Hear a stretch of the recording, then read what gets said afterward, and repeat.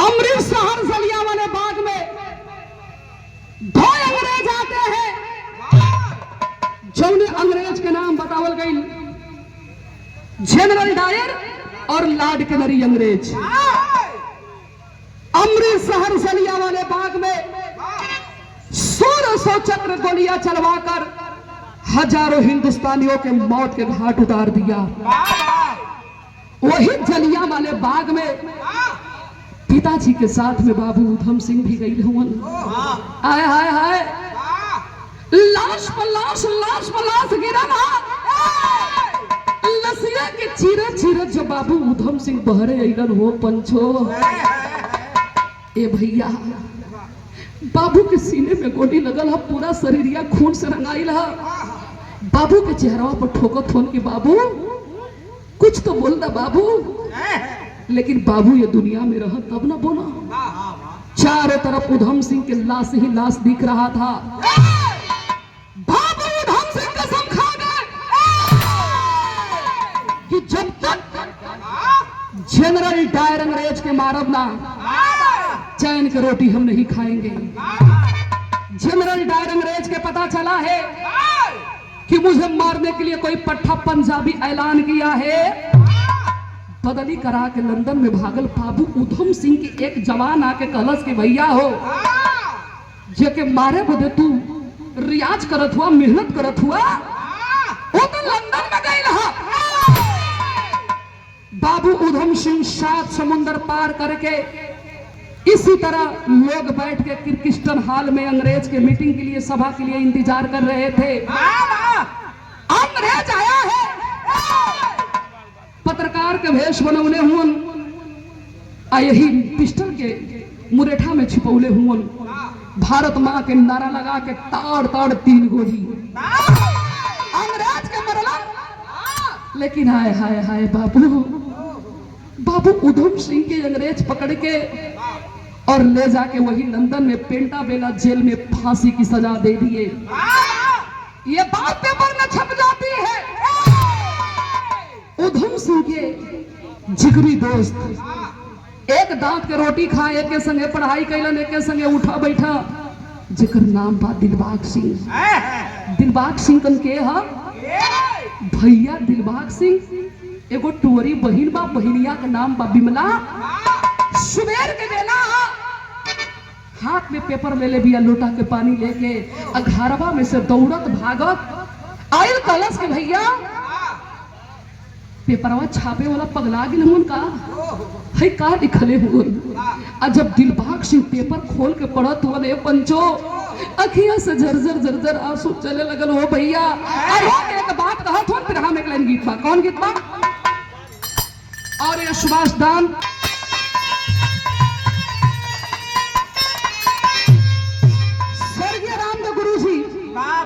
Line के बड़ा मचल के गावत रही। कैसे गाई मास्टर?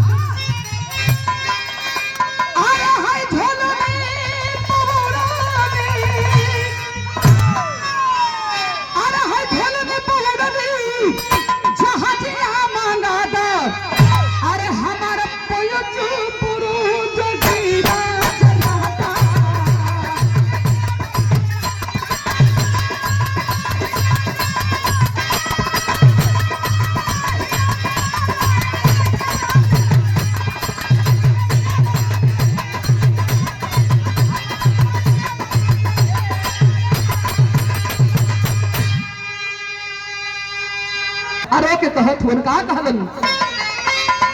अरे हाय गोरे चुलमिया लाला, अरे हाय गोरे चुलमिया लाला, सुन ले बाबू, अरे कटार पपिया रंग जमा बाबू।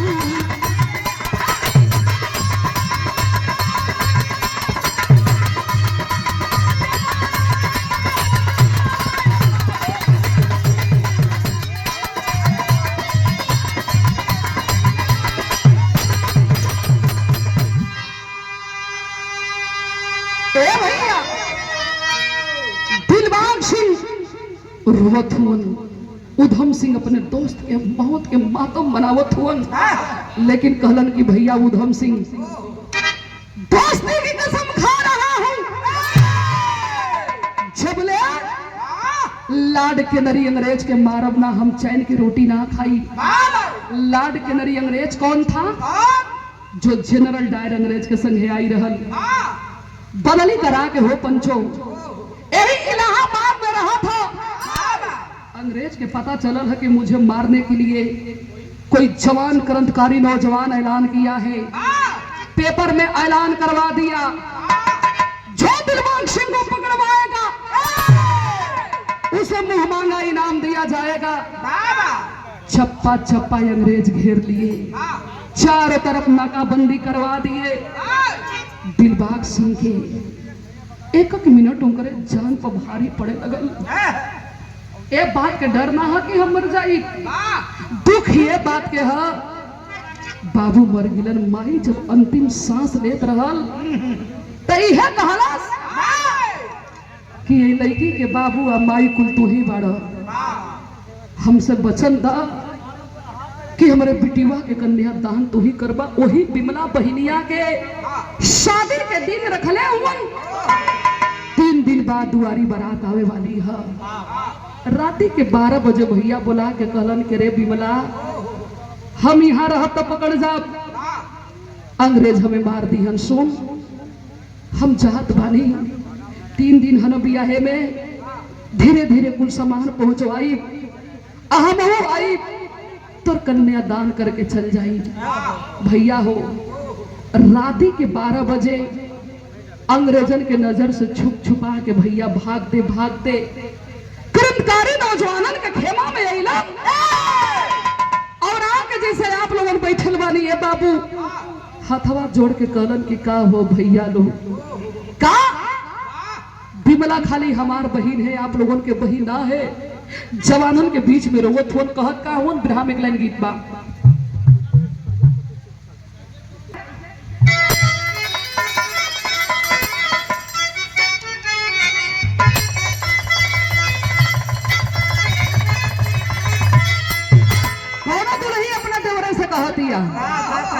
ओकर मरा देश में ना रहलन, विदेश में रहलन। एक छोट के देवर बा, जब जब देवरा के देखे वही चौकठवा पर खड़ा होकर लगे कहिया तोड़े। सियन मत तोड़ भौजी।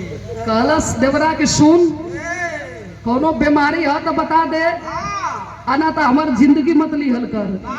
तब भौजैया कहलस देवरवा से, का कहलस मास्टर?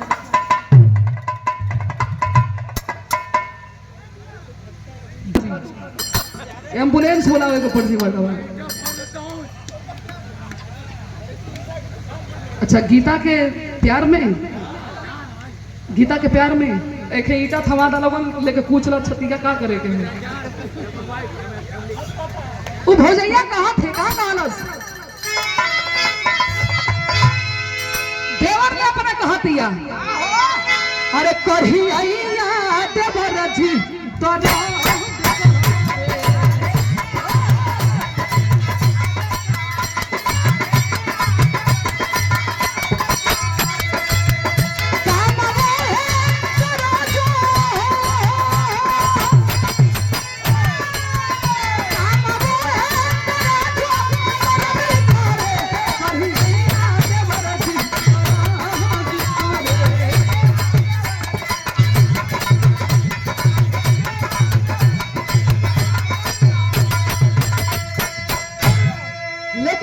कहानी पर ध्यान रहे। भैया हमारी टोरी बहनिया के परसों बारात आवे वाली बा। हो भैया, का हम अपने बहन के कन्या दान ना करब? का हमारे बहन के डोली ना उठी? तब जवान कहले हुआ, का कहलन? अरे आगा गुलशन में पपिया लगाई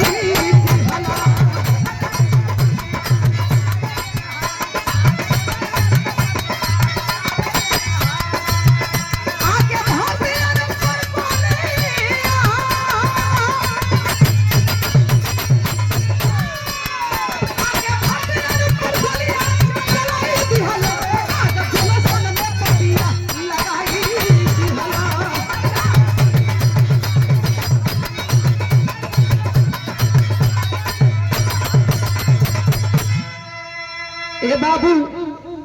जवानन के बीच में बात होते हैं, एक जवान उसमें से निकल पड़ा, गया कहां? अंग्रेज के बंगले पर जाकर लाड के मेरे अंग्रेज से बोला कि साहब दिलबाग सिंह को पकड़ना चाहते हैं तो हमारा क्या फायदा होगा। रुपया के बंडल निकाल के फेंका, बोला कि सुन, एक बार दिलबाग सिंह हमारे मुट्ठी में आ जाए, इतना पैसा देंगे, इतना पैसा देंगे कि जिंदगी भर खाते रह जाओगे, पैसा नहीं मिलेगा। बारे वो हिंदुस्तान के गद्दार, वो देशद्रोही पापी ₹6 रुपया पर अपना ईमान बेच दिया बाबू, कर दिया हिंदुस्तान के साथ में गद्दारी। सब सुतन क्रांतिकारी नौजवानन के खेमा के आके अंग्रेज घेर लिए, हवा में फायरिंग शुरू कर दिया। बोला कि सुन, एक बार दिलबाग सिंह हमारे हाथ में चले आवे,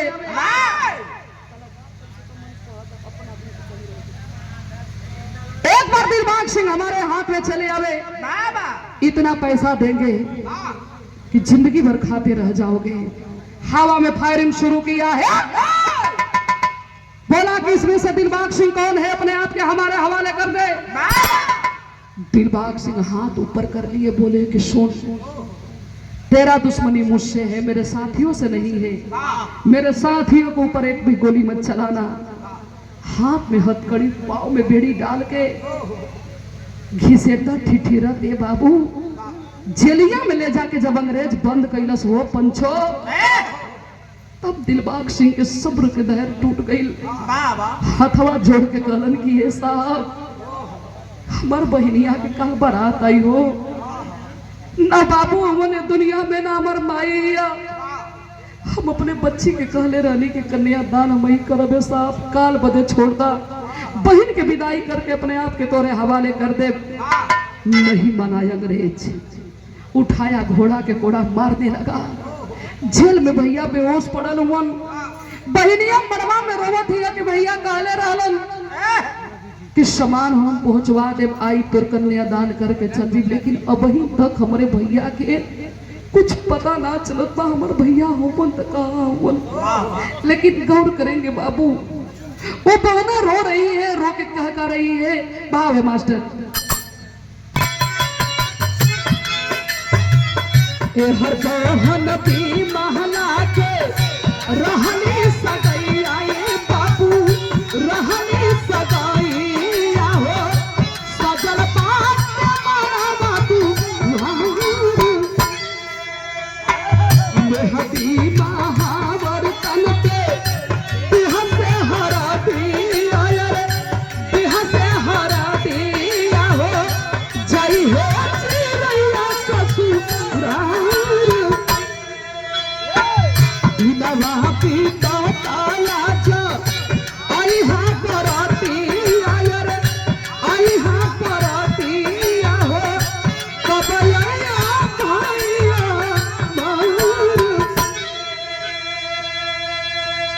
रोवत बिया, मड़वा में छटपटात बिया। गांव के लोग कहलन कि वो हो का होई हो भैया, आज न बरतिया आवे वाली बा, ना द्वार पर बैठले के व्यवस्था है, ना खैले के व्यवस्था बा। शाम के बारात तबले दुआरी पे आके लग गई बा।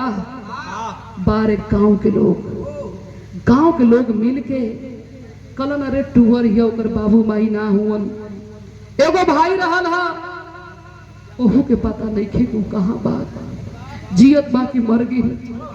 एक बेटी के बारात अगर गांव से वापस चल जाई तो दुनिया में हमने के कहीं मुंह दिखावे लायक ना रहल जी।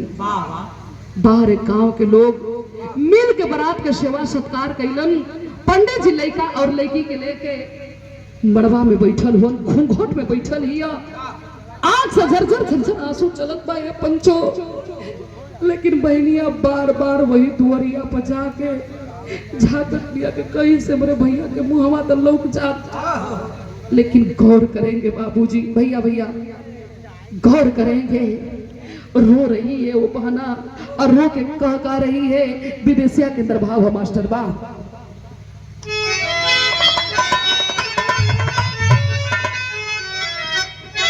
अरे बिना पिता अरे भाई को छोड़ दिया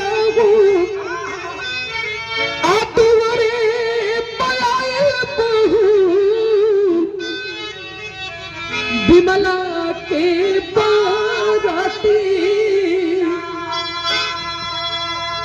होत सुबेरे को भैया मोर विदाई करिए आज बहन पे बनाए अपने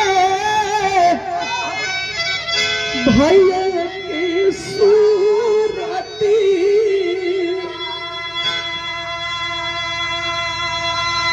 ए बाबू मड़वा में बैठल बा घूंघट में ब्याह के कार्यक्रम शुरू बा, लेकिन पपिया अंग्रेजवा तना तड़पा तड़पा के जेलिया में मरलन कि भैया तड़प तड़प के दम तोड़ देलन। फटही चद्दर में हो पंचो भैया भैया तनी हो बीच में 2 मिनट गुलाब भैया थोड़ा शांति बना ले 2 मिनट। विराह के कहानी है, दिमाग से उतर जी तक कुल गाय और बजाल बेअर्थ हो जी। अंग्रेज इतना मरलन ए पंचो लसिया के फटही चद्दर में लपेट के हो अगरवा में बिया बैठल हो। अब मड़वा के बहरवा धोरिया पर लसिया रख के अंग्रेजवा चल देला। भइल हल्ला, लोगन के आंख में आंसू आवत बा। पुरनिया बाबा लोग कहलन कि चुप रहा, हम मड़वा में जवन बैठल बा वो बिटिवा से मत बतैया कि ओकर भाई मर गई। पागल हो जी ये भैया लोग, बेटी के सिंदूरदान करा के बेटी के निकाल दा, एकरे बाद ओकरे भाई के अंतिम क्रिया कर्म हो जी। लेकिन ई मत कहिया वो पगली से कि ओकर भाई दुनिया में ना है। लोगन के खलबली देख के बाबू बहनिया समझ गेल कि भैया आइल मन लजात हुन, यही से नैखन हमरे पजरवा आवत। बड़ा वादा कैले रहला ना कि तोर बियाह में बड़ी खर्चा करब। का पंडित जी 2 मिनट बियाह रोक देता था, हमार भैया आइल मन अपने भैया के लिए आके आवत थी।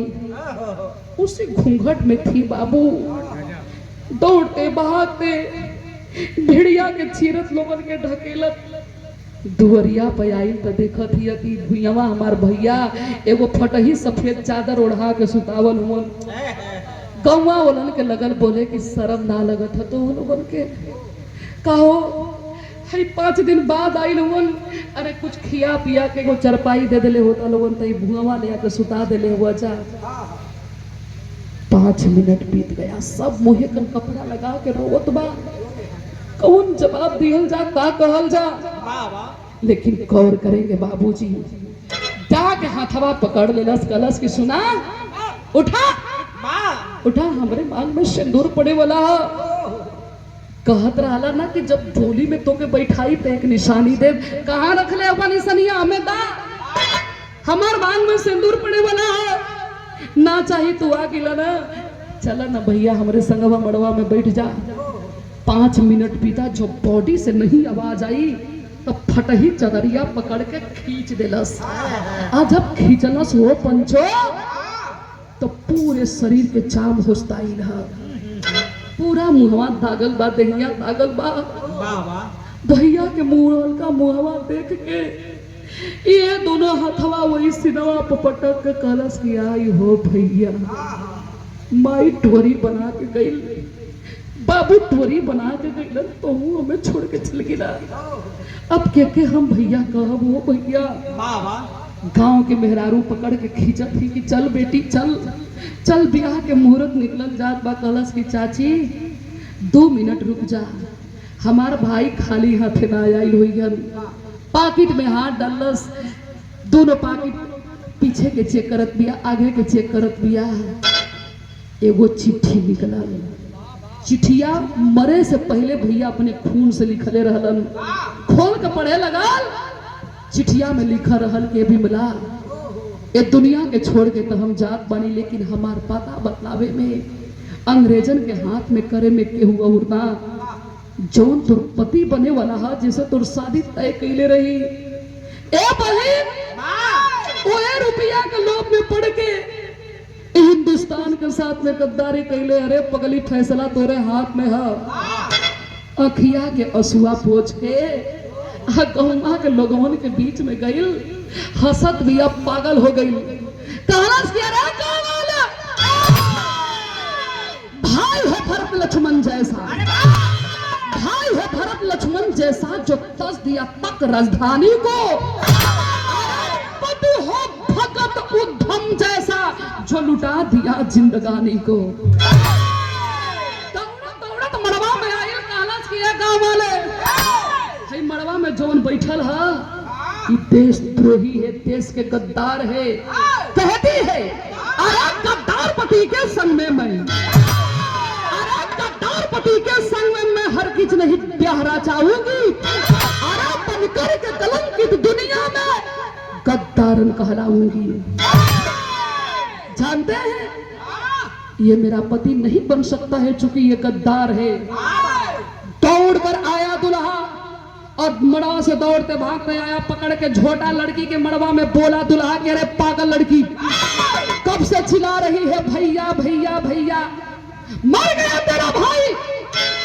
तेरा भाई साला भिखमंगा था जानती है, मुझे फूटी कौड़ी तक नहीं दिया, लेकिन अंग्रेज इतना पैसा दिए हैं कि जिंदगी भर तू खाते रह जाएगी, पैसा कम नहीं पड़ेगा, चल मेरे साथ में।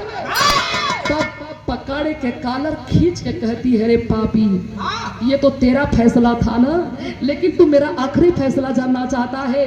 जवन चुनरी ससुरा का शोभा रहे पहला वही सर पे कफन। कहती है अरे तब उठा लिया हाथ पिस्टल, तब उठा लिया हाथ पिस्टल, कुछ इनकलाब की बोली है और सिंहनी दुल्हे के सीने में मारी गोली है। कहती है कि सुन ये मेरा आखिरी फैसला था। दौड़ जाती है मड़वा में, बगल में रखा रहे कटार, पकड़ के छोटा मूड़ी के काट के और वही मूड़ी लेके मड़वा में दौड़े लगल। अब जब दौड़त है भागत है तो वही का भाव हमारा